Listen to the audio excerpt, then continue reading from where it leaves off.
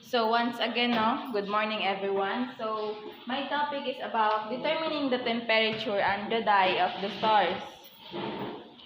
So next slide. So, how can we get the temperature and age of the star? So to calculate a star's radius and temperature, scientists use a combination of distance measurement, spectral analysis, and mathematical equations. So kanina nga mention, no? Kanina nga mention siya kung saan ito pag-get ang temperature and age of the star. Ito siyang itakil on niya. Ito siyang isa-isa on niya, no? Sa kuang, ito ako topic. So, yes. So, how can we determine that the star is the hottest or the coolest star? Anyone? By its color. Oh, yes. Very good. So, next slide. Now, so, atong i-focus dali sa mag-focus ato sa temperature sa star. So, natay video nga, i-video nga ipa-show, which is naga-indicate sila kung siya ka, unsay color sa hot nga star o sa cold nga star. O kung sa podang ilahang kanang color, ilahang kanang Kelvin or temperature nila. Okay. Play. Wait lang.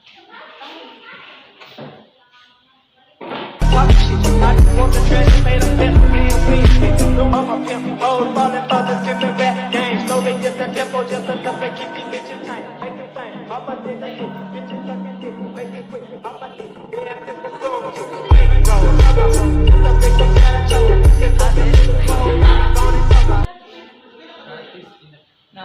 So, sige, next slide, please. So, kanina nga mga color sa star, nato pa siyang napansin nito kagaina sa video. Yes. Di ba? So, ang ato ang di ba kita mag-perceive ta kay basta init gani is red ginato So, red ginato ang init na kay red. So, sa star lahi siya. Kung may tawag hottest, ang blue na siya, no? And then ang matawag coolest is ang red. So, na siya yung mga nakabutang dala kung sa gid ang ilahang kainiton. Sa blue star, ang iyang pinakakuan dala ang blue star is Rigel, followed by the blue one Sirius, sa yellow is si Sun, tapos atong orange is si Aldebaran, then ang red is si Antares. So next slide.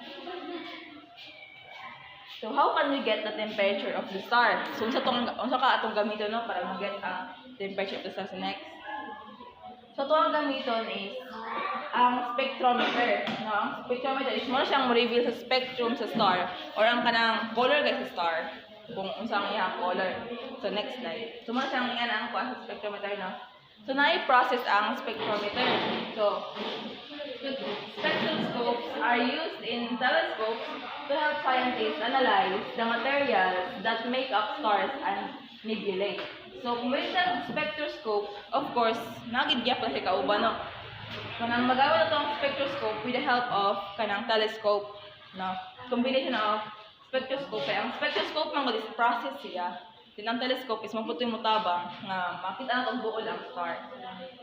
So, for example, gani siya, mo itong gitar ng star. So, ang the first step, the light coming into the telescope is filtered through a plate, tiny hole in another plate to isolate light from a single area or object. Ano? Then, pagkauman na pinili sa, pagkauman niya banda sa plate, magpadulong na siya sa kaning grafting. No? This light is bounced off a special grating which splits the light into its different wavelengths. Just like a prism makes rainbows. So pag abot na, di ba, sa plate, pag abot na sa grafting, hindi na daw bala ng iyang wavelengths or iyang kakusugod, di ba, wavelengths niya sa iyang light. Then, pag kauman sa grating, ato na po siya magpadulong na po sa detector. So, hindi na daw bala ng kanang color sa iyang star. Now, the split light is focused onto a detector forming a spectrum. Ano kung sa iyang color. So, next slide. So, pagkahuman ako sa detector, pagkahuman sa detector na ito, magkala itong spectrum. Mag-translate na siya dari saka itong ingay na itong table. No? So, kanin siya, ito, muna itong ma-indicate na kanin siya ang pinaka hottest, followed by sa kanang so, dapat luman, dapat sino kay hottest. Yanong green siya. So, dari hottest, then followed by sa kanang no? So, next. So, question na po today. Why does a blue star have the hottest temperature? Diba? So, the greater the intensity of a star, the more energy and heat it emits. Thus, it produces wavelengths that are shorter. because light is a form of electromagnetic radiation in the visible light spectrum. This translates to hotter stars appearing blue and cooler stars appearing red. No? So na siya nga, ang blue star daw kay nagakuan siya, naga-emit siya og wavelengths, no? Nga shorter. So kung may daw katay kanina, ako na siyang ikuan as kani blue stars na siya. Kung blue stars na siya, ang iyang wavelength is paano lang. Paano siya? Ana. And kung may daw red star, ang iyang wavelength is ana. So kung nakapaspas na siya, mas paspas ning wavelength niya kay gamay naman siya din. Gamay ganyan iyaha ganing subay-subayon. Gamay ang iyang kanto. Mas paspas gid siya. And then mamo nang makakuan ta nga ang iyang color is mag-blue. No, mag-appearing siya og blue. And color stars appear red. No, tungod sa ilahang wavelength sa kapaspason sa iyang kuan. Next slide. So ingani siya, hotter stars peak at a smaller wavelength. Maling-ani gamay ang ilang wavelength dali. Then cooler stars peak at a larger wavelength. Tawa ko kanang kaya ilahang alang kuan ganyan dupa-dupa ko ila. Ana. Sige, next slide. So ingani siya, so ang maximum brightness sa red stars are 3,500 Kelvin. While kung meron daw blue stars, ang ilang maximum brightness ay ang kahayagong yun na is 12,000 Kelvin. Okay, next slide. So nata example dari ano. So kani siya nga constellation is Orion. Sa Orion na siya nga constellation. Then kani nga constellation sa Scorpio ni siya na. So dari muna siya ang red star. Sa Orion, nakakonect si red star o si blue star. Si red star is si Betelgeuse din si Rigel. Tapos dali ako, nakakonect ko dali ang pinakadakong red star, which is si Antares. Na. Yung next slide. Na. So dali na siya kanang sequence or sa kanang sequence sa pasunod-sunod sa kanang color padulong hotter. So dali nandali sa red star is na kanang adali si Antares o si Betelgeuse din sa dali is adali ang mga si Arcturus no din makana kita di ba nga sa atoa siya diha to sa earth is init kayo gid ang sun. Pero ang sun is narad di ang sun. No. Layo ra kay sa kainiton gid sa kanang sa blue star, di ba? So kung unsa kung ang kaning si Rigel nga pinakainit nga blue star, ang nasa pinakainit nga blue star is mo ka ang gipuli sa sun. Nakay tao ang earth karon. Di ba? So possibility gid is walay tao ang earth kung ang kaning tawag kung ang ato ang gipuli sa sun, kung ato ang sun is pareha kainit kay Rigel. So di na kay siya subuto na si sun is dili kay siya ang anak kainit kaysa sa kanang iban nga star. Yeah. Okay, next slide. So, law in determining the temperature of the star. Sige, next slide. So, ang law na to dali is ang Wien's law, used in a more precise way to measure stars' temperature. So, kani siya nga law, kani ang formula ni Wien's law. So, kani constant ni siya, So, ang yung para magpanin ng temperature, dapat given na din ang kani max. Kani max. Nakalimutan ang maximum sa star. Okay, next slide. Where Y max is the wavelength in nanometers at which it radiates most strongly. The max subscript is a reminder of this. Thus, the longer the Wavelength of the maximum emitted, the lower the temperature of the radiating object.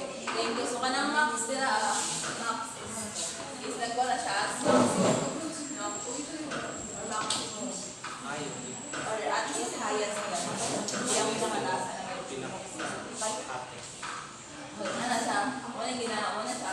So, ay Wien's law. Kaya rin yung nga. So, kaya siya nata example dali. Totoo lang i-write ang formula sa na 2.9 times 10 power and 6.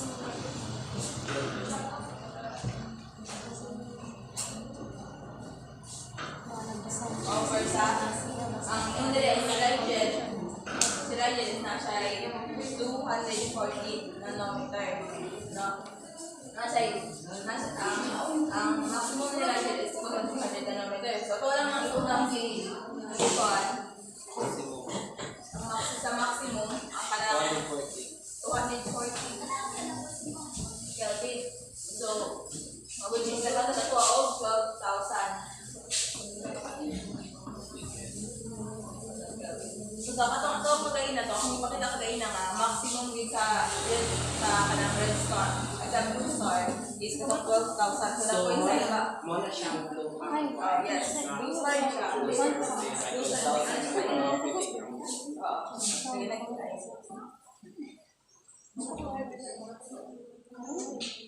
So, kaya na po, the surface temperature of radial line is no?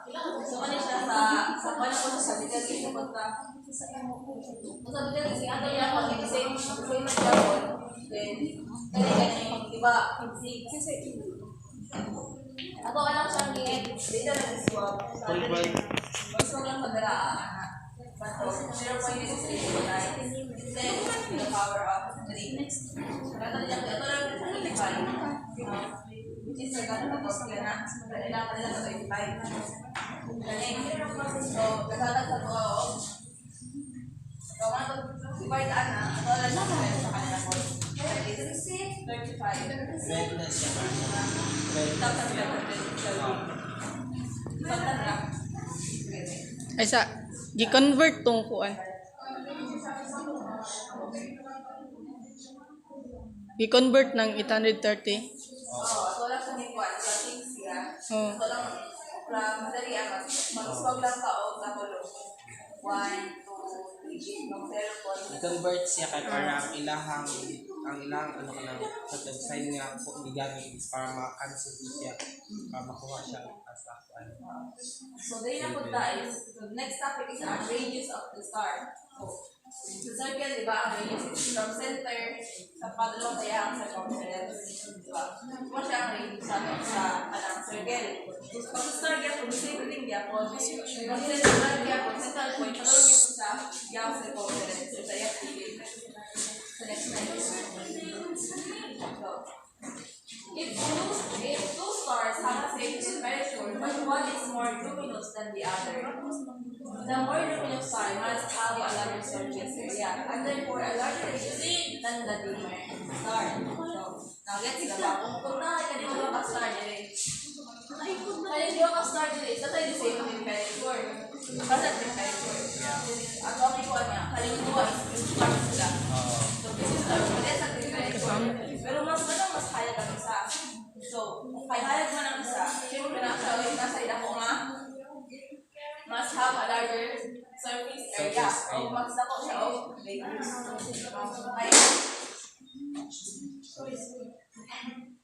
Okay, scan po pa ng kaya sila o kanang tawag luminosity. Higher po.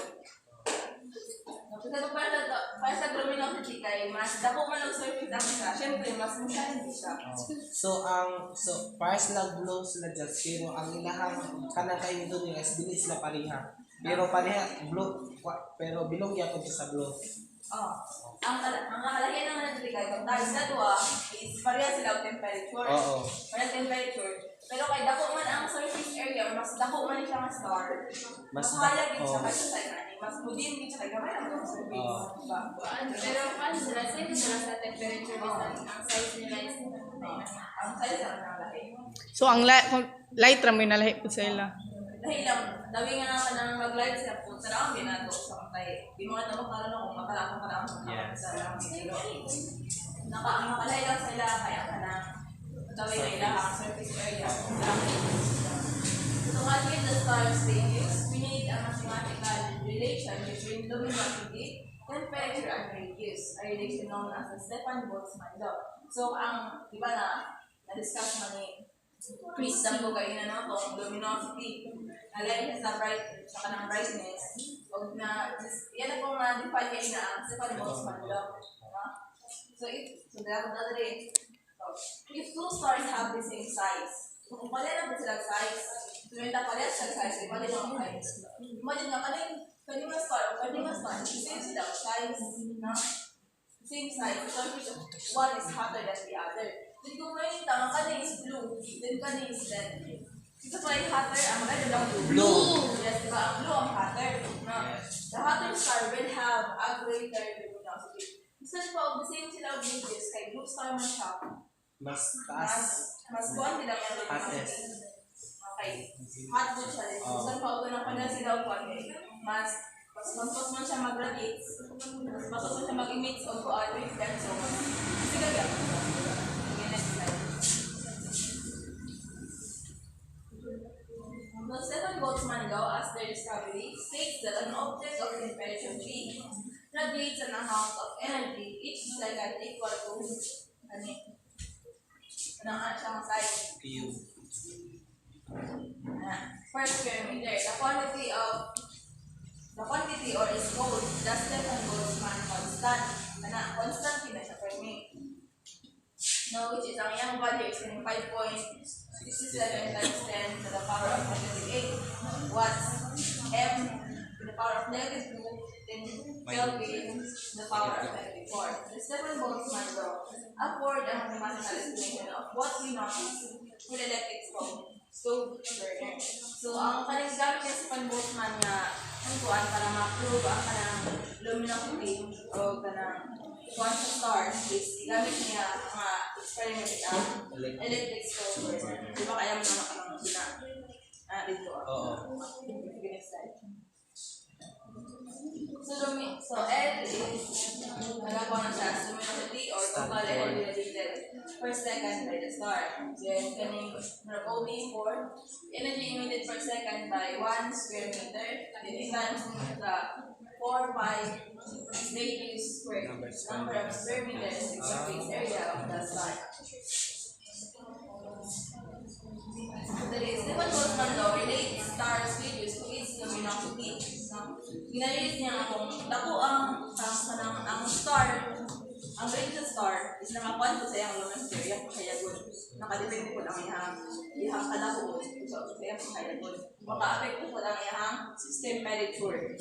Labi na kung red o ang blue star. Okay, next. Kumana siya, mga tungkuan.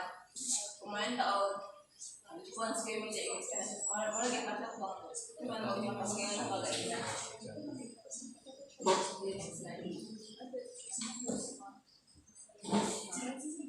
this relation between L, the luminosity, radius, and the temperature may at first appear complex, but its content is very simple. Increasing either the temperature, so for example, the temperature itong increase. Increasing either the temperature or the radius of the star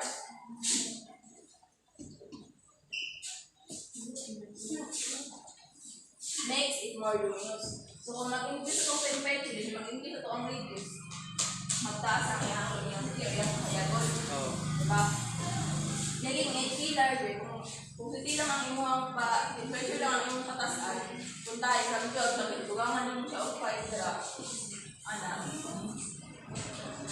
within it, the temperature level makes each square meter of the star brighter. So kada square meter of the star is mag-brighten siya. Then making radius larger increases the number of square meters. Kung iwang na ba itong radius, magdako dito ang diba? Next slide. So, natay kuwan na natay kapapagayin na kay Mace Dumble, iyahalang i-define ang Stefan Boltzmann law. So, ato siyang isolve gamit ang law ni Stefan Boltzmann. So,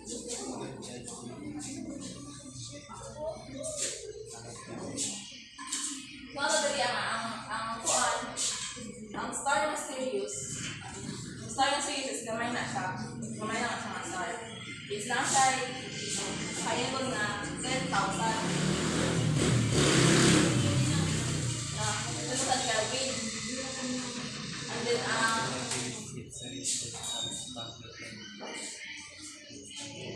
About 25 L. Kaya sa kanang L na pag na-star, star na ang serious, bali kung nakakayaan ko ito, that is para sa sun, the luminosity of sun is 25.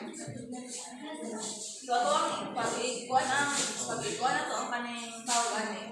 Ang Stephen Boltzmann law, ato ang i-share ang tanak na star ang sun. No? So ato ang i-write kaya ang una first dili next we divide the expression for Sirius by the expression for the sun. So wala siyang i-copy at kung ano yung siya gitalan niya kana siya nga ang formula ni Stephen Boltzmann ito kana yung mga kasi bangsa kay star na siya kay star na Sirius din kana kay sun then we can simplify this expression by cancelling the identical kaning 4 pi and kaning o maana o to get kana tambal lang nimo ni tambalo ni kaning 4r then katong kaning natin sa t. Yes. So we next collect the r's and these as separate factor. Then pagkakaman ato na sa ingat na po differential multiply now and then we now solve this expression for r divided by r squared To the power 4. Ace. power 2 2. get then finally we take the square roots of both sides to get the square root. So ang r is square root sa 2 is 0, diba? Okay, 2 man. And then sa square root sa kanang kay 1 daw, so 1 half. 1 half. And then sa temperature is square root sa 4 is up 2. We can now evaluate the radius of the star and the radius of the sun by inserting the values for the luminosity and temperature of the Sirius and the sun. Notice that the temperature of the sun, nag-ibig na siya, 5,800 Kelvin, and by definition of our units, for luminosity of the sun is equal to 1. Ibig na siya. The sun is na siya. Ang luminosity sun is 1. And then, ang iyang temperature is 5,800 Kelvin.